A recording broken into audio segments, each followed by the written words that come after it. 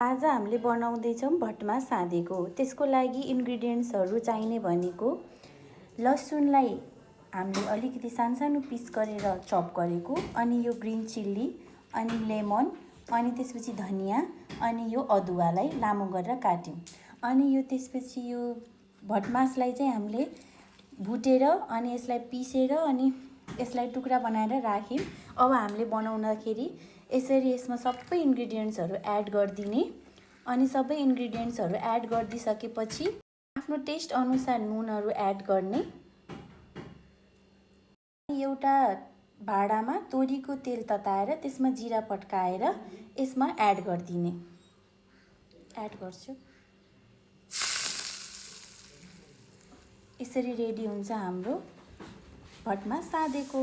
आफ्नो टेस्ट अनुसार पिरो गराउनलाई रेड चिल्ली हाल्ने, चिल्ली फ्लेक्स,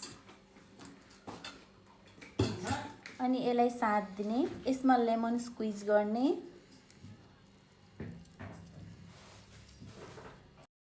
अनि यसलाई यसरी साँधिदिने।